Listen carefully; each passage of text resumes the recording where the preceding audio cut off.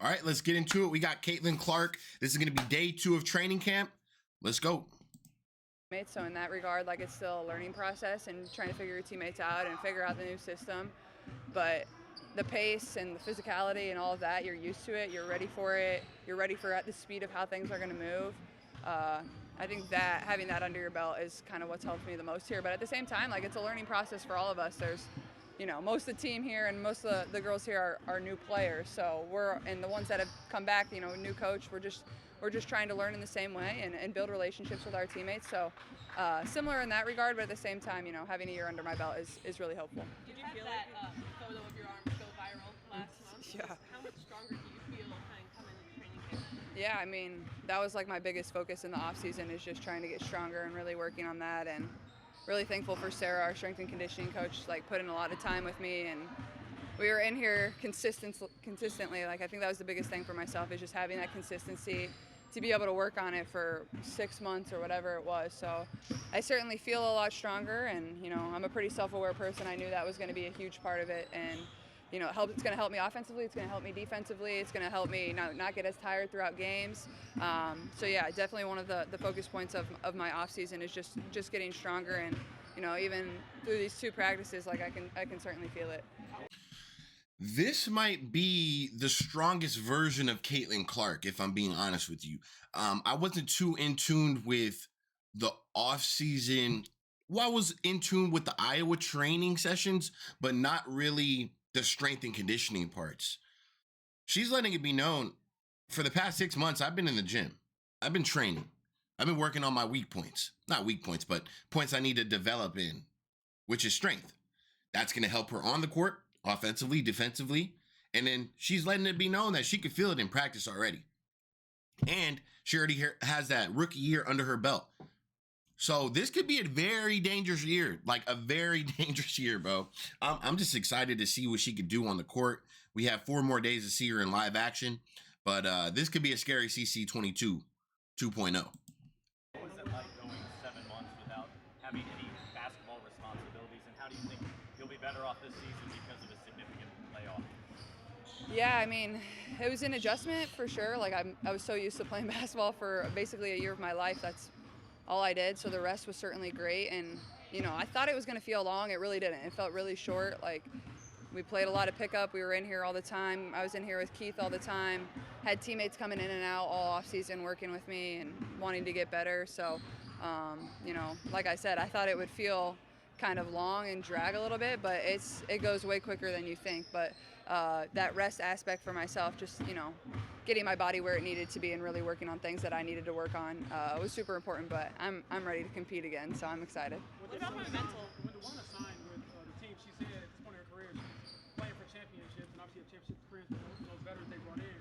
How much does that just add to the culture, or just what it takes to win the high level? Yeah, I mean, DB has been tremendous. Like, she's such a selfless leader. Like, she's here to win. She says that, but she, like, really means it, and she leads in that example every single day. Like, we were just sitting over there talking after today, like, just talking about practice and things we need to work on, things that went well, things that everybody knows we have so much talent, but at the same time, like, you got to put that together. It's not going to be like, all right, you have all these great players, you step out on the court, it's going to work. Like, it's going to take a little bit of time to figure things out, figure out how everybody works with one another. So DB's been tremendous, and obviously, not only as a leader, she's a tremendous basketball player too, and she's won championships. She knows what it is. So when she speaks, everybody listens. So I think that was a piece of the thing we were missing last year. Is like, we didn't really have that inside of our locker room. So just really grateful for that, and just the way she talks and she leads. Like, for me as a second-year point guard, like, I want to win for her. Like, this is the end of her career. Like, she deserves it.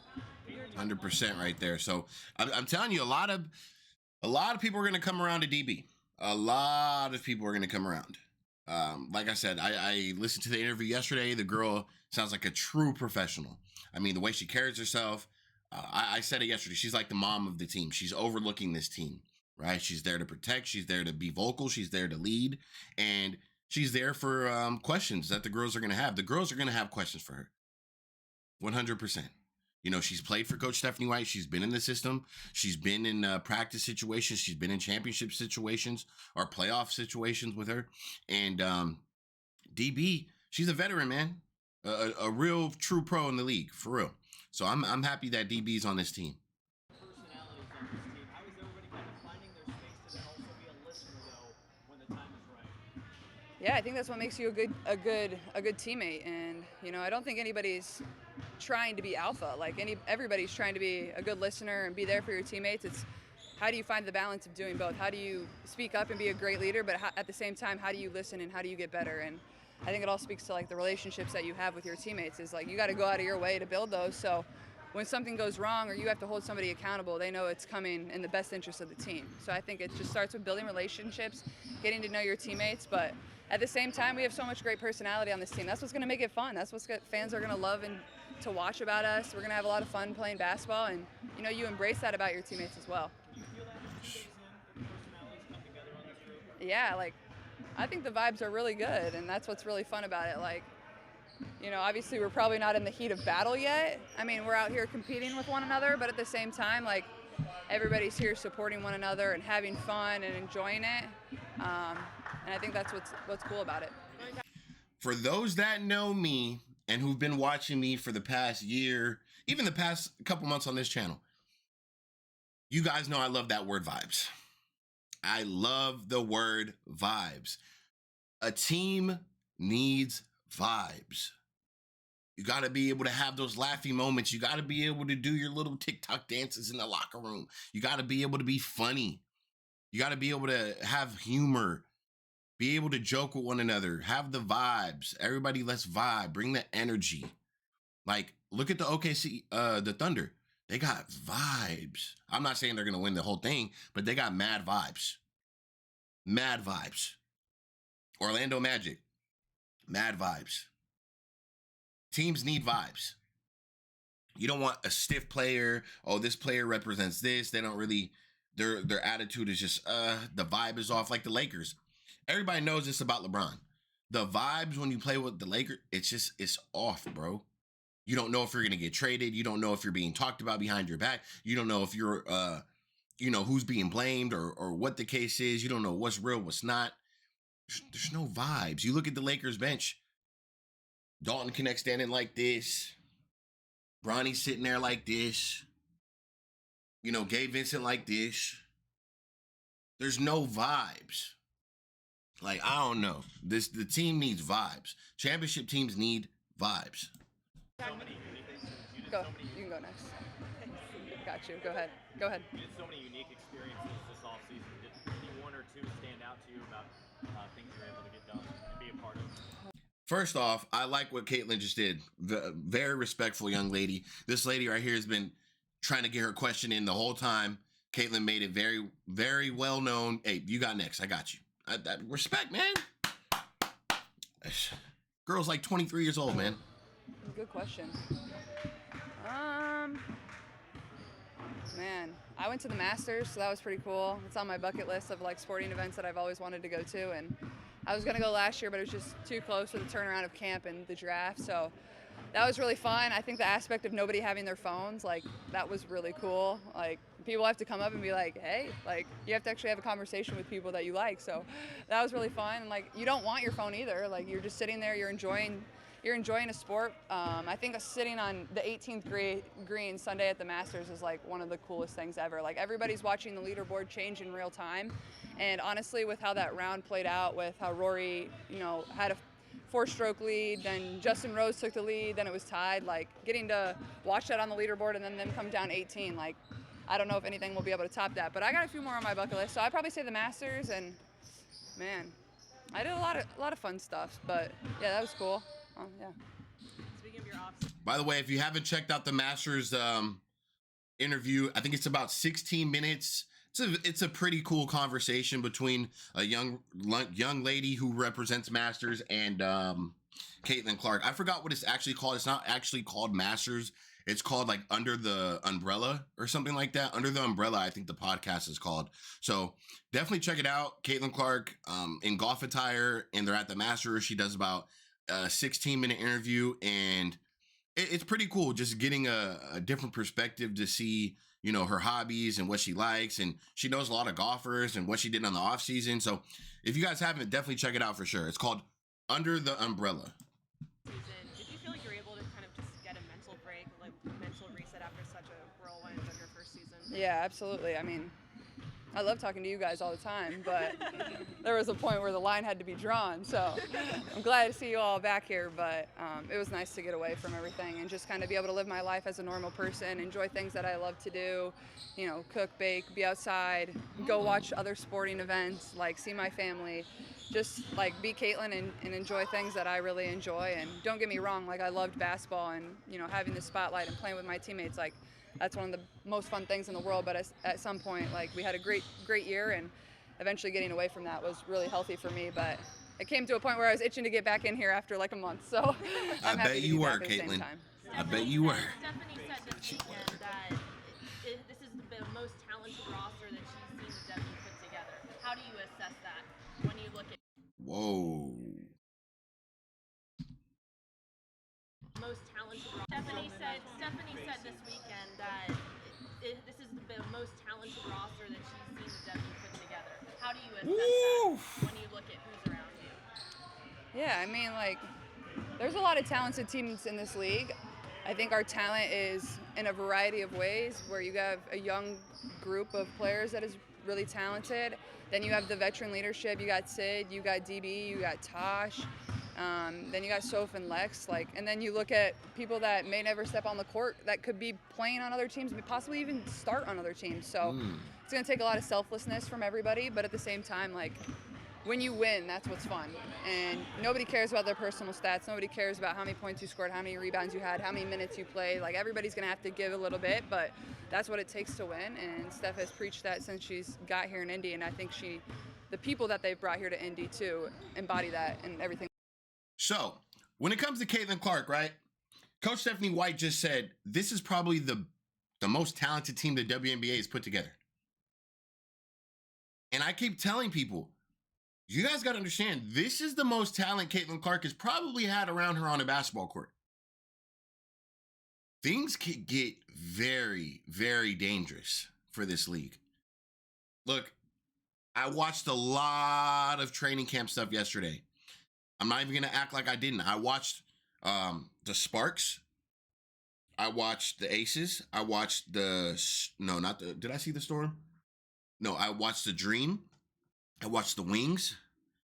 A couple other teams. Look, they're on the ground running just like the Indiana Fever. If not, they're trying to they're being physical. Like, they're doing full on, you know what I'm saying? So I think this year will be one of the toughest seasons in the WNBA, period, competition-wise. Now, what I would say is this: with Caitlin Clark and the Indiana Fever, if they start this season off hot and they just start steaming out the gate, this team's gonna win 35 plus games. This team's gonna win 35 plus games under Coach Stephanie White, Caitlin Clark 2.0, well confidence Kelsey Mitchell. Then you bring all the rest of the girls into the mix with all this talent on this team and how versatile they are and how long they are defensively, and make a defense a priority with the motion offense, when you can score at all levels pretty much on the floor. And then you also have 5 players on the court pretty much at all times who can shoot the 3-ball too. This team could be very good, bro. You know, it's going to be up to the Indiana Fever, if I'm being honest with you. You know, how these girls gel, how they come together, and just how they play. Like I said, no other team out there is going to get played as hard as the Indiana Fever do. And that's why I made a comment to one of our lovely subscribers here, because they were mad. Everybody got on my ass yesterday about the practice guys. It's not that serious, one. 2, the reason I'm saying that is because I watched all these other things, all these other franchises, and I watched their practice, and they have grown-ass men out there leaking in their shirts, sweating, guarding these girls, going through screens, going through the girls, going through screens, being physical. So I don't want our girls to be underprepared physicality-wise, because they're already getting the best game out of that team, whoever it is. Whether it's the Atlanta Dream, they could play the Aces one day and then the Sun the next, but they play the Fever. They're looking forward to the Fever game. They can't wait to play the Fever. So I'm excited. This is going to be a great season. I'm looking for a dominant season right here out of the Indiana Fever. You know, like I said, yesterday, the comments I made on the practice players, that's because I expect a championship team.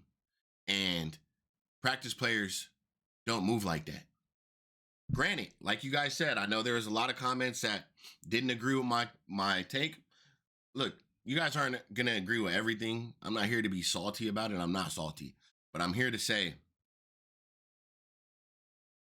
practice players matter too. Practice players matter. I'm just going off the clip like you guys said. They could have been told and directed not to move right now. Oh, don't touch them right now. You're right. My thing is, we have girls coming in or wherever they're playing in 4 days who are going to be touching these girls. And when I say touch, I'm talking about trying to be physical. Everybody knows that they're going to try to be physical. I've heard everybody this year all of a sudden has a gritty team. Everybody has these dogs. Dallas, they got dogs. Every team I ever, we got dogs. So we need dogs too. We need dogs too. We can't be little chihuahuas out here. We got to be dogs too. So, and I come from a place in sports where I played at all kind of levels. I've been around all kind of level athletes. I just come from a different era, a different place. That's why I love Russ so much. If you guys hear me talking about Russ, you should know my mentality already. So, you know, anything I say, don't take it as you getting on him. I called the dude fragile. He's coming off a screen going like this. Any NBA player, any professional player, any college basketball player, they're going to look at him and be like, bro, stop being fragile. Set the screen for the girl. She needs to be able to get through that screen. So that's my take on it, man. It's not too, I just want to see some more energy. It was day one. I'm hyped up. I just want it to be like, you know, let's go. Championship, we don't, that's not championship what I saw out of that practice player. Like I said, he could have been going harder earlier on in the practice. I only saw one clip. It's not a big deal. Okay. So I'm going to leave it at that. I'm going to catch you guys on the next video. Make sure you guys hit that like button. And I'm out.